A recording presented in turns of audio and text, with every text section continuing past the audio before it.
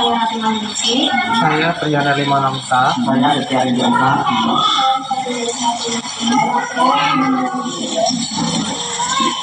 Kami akan melakukan negosiasi lagi dengan keluarga kita. Mohon izinkan Pak.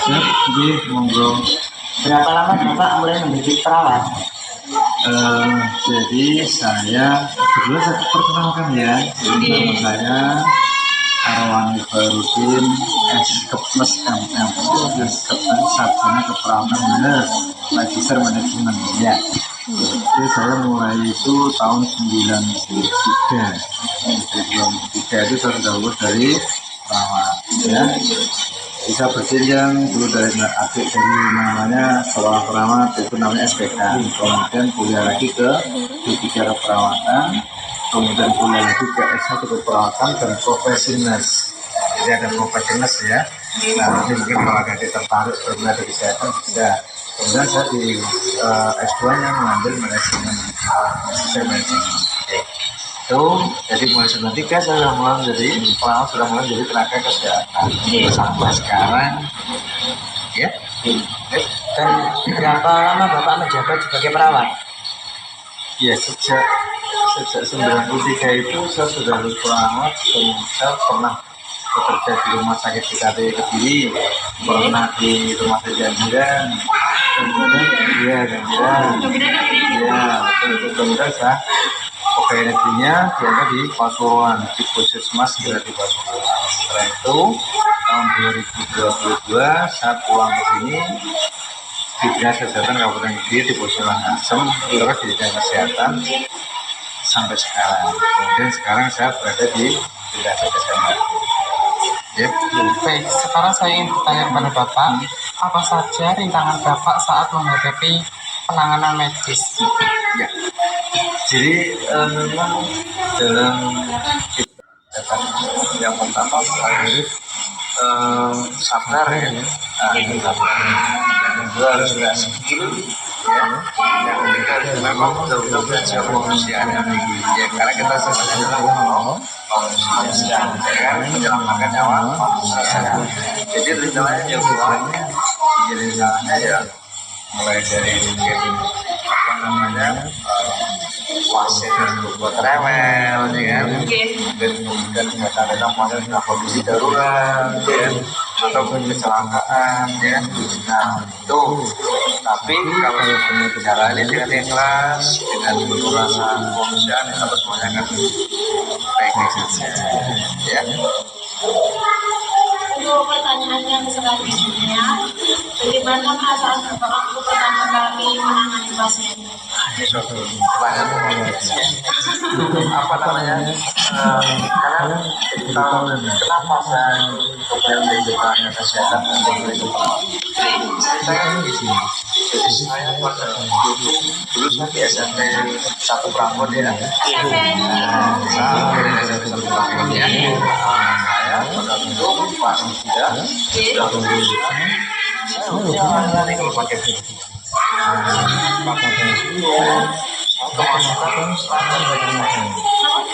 kemasukan dan setelah itu saya dibawa ke dokter sama bapak saya, kemudian kemudian juga ke rumah sakit dan tidak pada itu kayak profesional, ada dokter berbadan profesional. Nah pada saat itu saya sudah tes yang itu sudah saya itu ada perasaan masya Allah ya, merasakan tolong saat itu saya merasakan betapa bahagia yang bisa menolong orang dan saya tanya ke mbak ini sebagai muslimat saya mau di desa kan pengen sekolah yang ketongkin, akhirnya saya sekolah di perawat di Ganjiran. Nah sampai sekarang itu yang membuat saya belajar bisa menolong orang. Sekarang alhamdulillah kalau ada kasus kemasukan ada saya dimasukin pompa dan ada kalau kita bisa bantu rasanya senang banget bisa bantu orang lain ya. Nah, itu pertanyaan berikutnya. Apa saja hal penting yang menurut Bapak saat melakukan pengetahuan tentang medis? Yang penting ketika kita belajar medis atau paramedis itu yang pertama harus memiliki kemampuan pengetahuan, ya, pengetahuan dan cukup untuk melakukan satu pelayanan kesehatan. Yang kedua harus memiliki keterampilan, ya. Kalau nggak punya keterampilan, ya kita nggak bisa melakukan pertolongan pasien, ya. Kemudian yang ketiga harus punya jiwa sosial, harus ikhlas melakukan tempat kesehatan sampai ada pasien kemudian berikan tempat itu. Nah, ini kan kalau kita nggak punya rasa kemanusiaan dan ikhlas, kalau kita tinggal pasien ini kan, ya, jadi harus betul-betul punya jiwa yang suka ya. Boleh tanya Pak, kalau keterampilan itu keterampilan Kalau di kesehatan ya kita mungkin pasien itu kalau ada kecelakaan kita bisa menjahit luka, ya. Kalau ada orang nggak bisa pipis kita bisa memasang selangit. Kalau orang nggak bisa makan kita masih selangit, ya. Orang bisa nggak pernah tahu kalau ada orang stroke nggak bisa makan bukan dikasih selangit kan makan itu namanya, ya. Nah, yang tidak kalah penting adalah skill komunikasi. Jadi di petugas kesehatan itu harus dimiliki namanya komunikasi secara publiknya. Itu artinya apa? Setiap komunikasi itu setiap kita bicara dengan pasien itu harus menimbulkan rasa kenyamanan supaya pasien bisa setuju. Ya, ada beberapa pasien itu yang fisiknya cukup kuat. Ketika kita bicara masih sakit nombong, hati-hati ya, makanya saran-saran itu ya, kalau sehat kamu harus ini disarankan. Nyaman nggak? Ayam nggak? Iya. Belum ketemu pun sudah cukup. Kita ketera. Ya. Iya, mau tidak? Pertanyaan selanjutnya menjadi belajar selanjutnya, bagaimana cara Bapak menjalin komunikasi yang efektif kepada pasien, terutama dalam situasi yang sulit? Iya. Jadi tadi saya sampaikan di depan, jadi di medis itu ada yang namanya komunikasi terapeutik. Jadi kita harus bisa menghormati pasien, ya, harus bisa menghargai pasien supaya apa mereka bisa percaya terhadap kita. Jadi istilahnya apa? Kita harus corong suing menghormati yang ada Tuhan, menghormati yang sedang sakit dan warga, karena mereka datang ke sini kan mau berobat, ya kan? Kita harus berarif dan bisa untuk memberikan komunikasinya. Makanya kita sapa dulu, Pak, Bu, apa yang dirasakan, gitu, ya kan? Nah, nggak mau orang-orang sama Bu. Nah, kira-kira marah sama teman-teman kan itu ya, dari kita tanyakan. Itu caranya kita harus menjalin saling percaya. Namanya adalah PHDS, Bina Hubungan Saling Percaya. Ya. Kalau kita percaya dengan pasien dan kalau pasien, otomatis komunikasi akan berjalan ya. Ya. Lagi. Pertanyaan selanjutnya, siapa orang yang mencoba diri saat pertama kali terjun ke dunia perawatan? Ya. Mencoba diri saat Yang biru. Oh.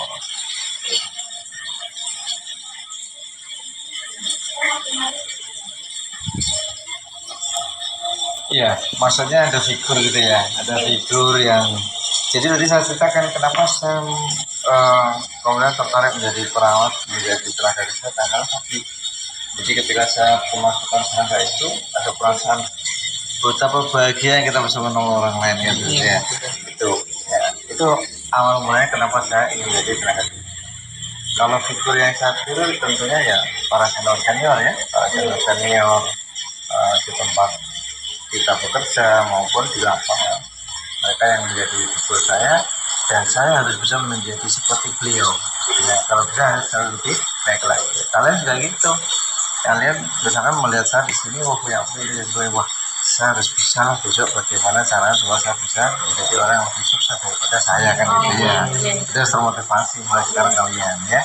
Makanya gantunglah cita-citamu setinggi langit ya. Jadi cita-cita cok yang rendah yang tinggi aja sekarang dari kita termotivasi untuk mencapainya gitu ya. Gimana gitu Pak? Maksudnya gimana perasaan Bapak waktu apa itu kayak ada kegagalan atau apa gitu perasaannya gimana?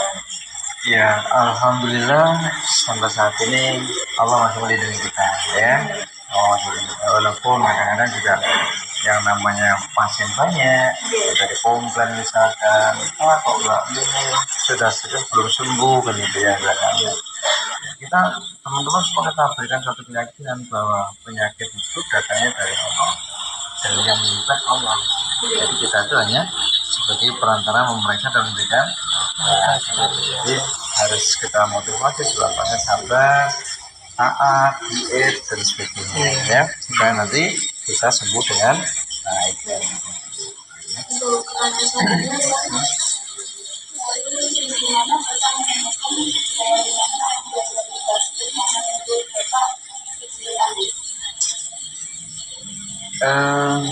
Insya Allah kalau kita bicara konsep ya, bicara teori, kalau pasien datang pokoknya apa misalkan panas kita akan melakukan pemeriksaan dengan namanya adalah TTV, tanda-tanda vital gitu ya. Itu ada kita detensi ya kan, kita berapa, kemudian dilihat suhunya, dilihat kakinya, kemudian diperiksa fisiknya, itu untuk mengetahui gejala penyakit yang ada pada diri manusia.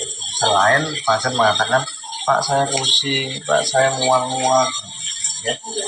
Jadi insya Allah tidak ada gejala penyakit yang aneh gitu. Kebetulan itu ya, semua penyakitnya baik-baik saja. Jadi menurut Bapak itu penyakit yang dialami pasien selama ini itu terlalu apa ya, maksudnya belum masuk ke kriteria unik atau apa gitu? Ya kalau unik ya ada sih, artinya biasanya kalau penyakit itu digandingkan dengan gangguan jiwa ya, datang ke sini misalkan panas, teriak ternyata dia gangguan jiwa ya. Misalkan juga saya kedatangan pasien seusia kalian Seusia kami? Iya, seusia kalian pernah ke sini ya, akhirnya saya rujuk ke rumah sakit jiwa lama.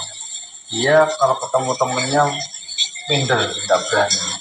Jadi dia di rumah aja sampai orang tuanya bingung gitu ya. Ini harus diapakan, terus Pak Desi kalau tak tanya, kita komunikasi ngomong, kemudian dia menyatakan takut kalau ketemu orang Pak.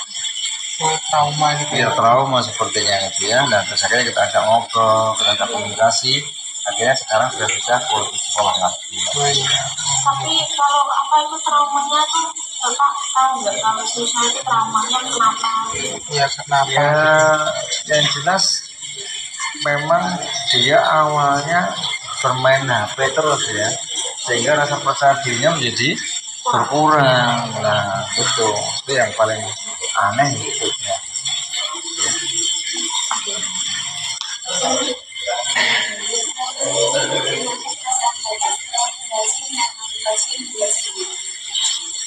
Ya yang kita rasakan tadi saya sampaikan di awal, senang banget ya, alhamdulillah ya. Kita alhamdulillah bersyukur ya, karena pasiennya sudah sembuh ya, pasien sudah bisa beraktivitas kembali ya. Kita ajak juga pasien dan keluarga untuk bersyukur kepada Allah karena bahwa yang menyembuhkan adalah Allah ya. Nah, kita ajari mereka seperti itu. Kalau boleh tahu sekarang umurnya Bapak berapa? Saya sudah 50 tahun foto orangnya. Sudah 50 tahun. Sudah punya cucu atau apa? Belum, masih sekolah semua. Dengan klinik Bapak ini apakah sudah membuka cabang atau gimana? Ya, bagus ya. Jadi setelah tadi saya ceritakan ya kan perjalanan saya, kemudian saya mulai mendirikan klinik ini tahun 2012. Ya, lama 2012 mulai klinik. Nah, kita bermitra dengan beberapa tenaga kesehatan yang lain. Kita punya dokternya 2, perawannya 4, jaga 1, tenaga administrasinya 2. Nah, terus kemudian tenaga apoteknya ada ya. Jadi kita bermitra dengan semua tenaga kesehatan. Itu namanya dua ini. Sampai sekarang kemudian pelayanan yang di tempat kita punya pelayanan apa namanya hitam tanpa jarum suntik, tanpa cair kan, tanpa dikorban bisa langsung aktivitas. Kemudian kita juga melayani pengobatan umum, kemudian perawatan modern, ya. Kemudian kita juga melayani home care itu perawatan di rumah, ya. Dan juga home care emergency, misalkan tadi kecelakaan kita rawat malam sudah baik kita pulang. Ini untuk jam operasionalnya itu buka kliniknya itu sekitar jam berapa? Normatifnya, oh iya saya sampaikan dengan alhamdulillah klinik ini sudah mulai bekerja sama dengan BPJS sudah 1 tahun ini ya. Dengan BPJS. Kemudian jam kerjanya mulai jam 7 sampai jam 1 pagi. Kemudian shift 2-nya nanti jam 4 sampai jam 21. Oh, jadi mulainya lagi itu jam 4 dulu sampai jam 1. Teman-teman istirahat dulu kan, nanti jam 4 mulai lagi. Ya. Untuk apa itu untuk karyawannya di sini menurut Bapak maksudnya harus masih pasien atau gimana? Insya Allah ya bagus ya. Jadi memang kita sudah tanamkan dari awal kita tuh melayani pasien, melayani manusia ya. Mereka sudah mampu apa yang sama dengan kita dan kita harus berikan pelayanan yang sebaik. Jadi Pak, misal ada dalam klinik ini tutup gitu ya Pak ya. Terus ada pasien yang begitu penting saat dirinya ya karena itu, apakah klinik ini masih menerima? Selama selama jam buka ya menerima. Kalau tutup jangan persiapan ya Pak. Kalau tutup jam 1 sampai jam 3 teman-teman sudah pulang semua tidak tahu. Kalau malam cuma malam jam 9 sudah tutup kan, karena rumah sakit belakang. Kalau ada pasien ya selalu belakangan. Saya jam berapapun kalau di hotel ya kita harus bertangan. Jadi nggak ada yang kayak kan biasanya ada yang jaga 24 jam itu sampai tidur. Ya ada Mas Wali sama Saan namanya. Beliau bergantian nanti jaga selama kerja. Jaga untuk jadi kalau ada kecelakaan, ada yang darurat ya. Di sini juga bisa menangani kayak kan itu juga Ya kalau belum cuma kerja.